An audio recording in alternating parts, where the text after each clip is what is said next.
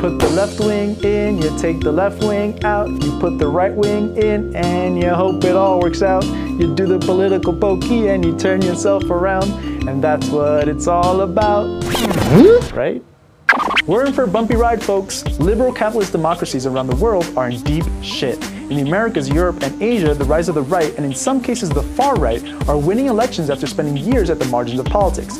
These right-wing movements all share very similar ideas: a populist rhetoric, or supposed break with the establishment, or in the case of Italy's now in power Five-Star Movement, the idea that they represent neither a left or right-wing ideology. But that couldn't be further from the truth. So no one told you life was gonna be this way. Your job's a nope, you're broke, your pension's MIA. It's like your rights are stuck in second gear, especially if you're native, black, a woman, poor as fuck, or even just queer. They'll be there for you when your healthcare is no more. They'll be there for you, deporting your neighbor next door. It'll be hell for you. What's the left going to do? Five-Star and its counterparts around the world, from Donald Trump and the Republicans to the dictatorship-worshipping candidacy of Brazil's Jair Bolsonaro, have staked a clear right-wing agenda of immigrant scapegoating for economic and social problems, racism towards minorities and indigenous groups, a complete disregard for women's rights, anti-LGBT policies, and a clear pro-business, neoliberal economic agenda. So, how did we get here? In Latin America, the so-called pink wave of left-leaning political parties swept the first decade and a half of the 21st century in half of a dozen countries, including two of its biggest economies, Brazil and Argentina. For people in those countries, this meant a huge expansion of social welfare programs that subsidized food, healthcare, education, energy, and more. It meant tens of millions of people were lifted out of conditions of poverty, all this backed by the revenue generated in these state-controlled and regulated energy-producing countries. But while these left-leaning governments succeeded in gaining mass support with their reforms, it waned as the oil booms ended. The party bureaucracies hardened, and the adoption of certain austerity measures were implemented to offset economic pressures. Plus, a series of political persecutions towards its former leaders served as the last nail in the coffin. Today in Chile and Argentina, right-wing presidents Piñera and Macri, whom have given tacit support to the last military dictatorships in their countries, either by denying it was a dictatorship or downplaying the scores of people who were tortured or disappeared, have seen a rise in police presence on the streets to combat growing discontent. Especially in Argentina, where Macri has reintroduced IMF loans to mitigate the economic crisis. Meanwhile, the banks are producing record profits.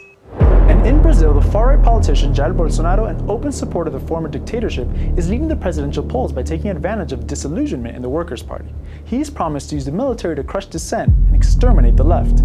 Brazilians have already seen a sharp rise in violence, especially towards LGBT people. Most notably, the murder of Marielle Franco, a socialist lesbian city council member who was a respected activist that stood for everything Bolsonaro is opposed to: equality for the Afro-Indigenous communities and LGBT women's and workers' rights.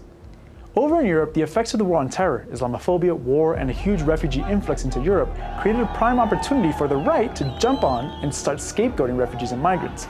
Long-festering racism was exploited as migrants and refugees made their way into the European Union. In Hungary, refugees were met with violence by right-wing mobs.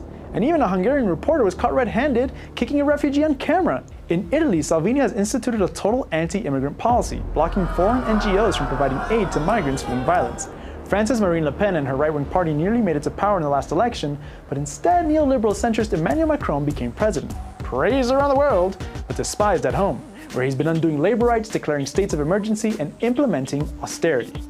Germany has seen a resurgence of white supremacists both in the streets and in parliament. And similar far-right movements have been emboldened in the UK, Scandinavia, Greece, and Austria, just to name a few. In India, the right-wing Hindu nationalist BJP party won the national election in 2014 and has since become the largest political party in the country, governing in 21 of the 31 Indian states. The rise of the BJP came as the centrist parties became embroiled in corruption amidst unemployment, high inflation, and stagnation in political reforms. BJP out-organized the other parties, campaigned on a populist platform, and reached out to groups of people normally ignored in the political arena. But in Prime Minister Modi's time in government, India has seen a rise in lynch mobs towards Muslims, violence and rape against women, and political repression and neoliberal austerity. Meanwhile, former Trump aide Steve Bannon is on a far-right tour, advising Brazil's Bolsonaro and beginning to create a European coalition of some sort to bolster the prospects of far-right movements across the continent. Yes, it's true, a lot of these people voting in these right-wing nut jobs are deeply racist or homophobic. But what we've seen with Trump, Bolsonaro, and Modi is that they win because of a rejection to the politics of the center left. politics of compromising on their own principles when the shit hits the fan, coupled with a smart strategy by the right to out-organize and target people who have felt a complete dissatisfaction with the status quo. So these outsider populist types become representatives of change and hope. Their self-styled brand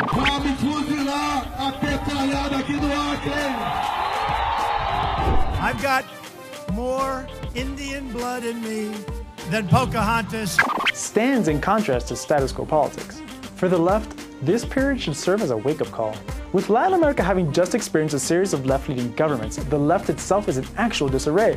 The reintroduction of the United States into the region's politics doesn't fare well either for the immediate future. On the flip side, in the same period, a women's activist movement has emerged most strongly in Argentina, with ripples of this Ni Una Menos movement seen across Latin America from Chile to Mexico, alongside a return to the streets in Brazil under the hashtag #NotHim slogan. In India, the left-wing activism on the streets by a new generation of activists, not tied to any particular political party, is showing the potential for a left-wing alternative that says no to bigotry against Muslims and violence against women. The rise of the Democratic Socialists of America in the US represents the beginning of a new left. They seem to have learned some lessons about how to organize and have an effective electoral strategy, challenging and winning many elections across the country as open socialists. For them, the real challenge is maintaining an independence from the Democratic Party, which has a long history of co-opting well-meaning leftists. So how far will we let the far right rise?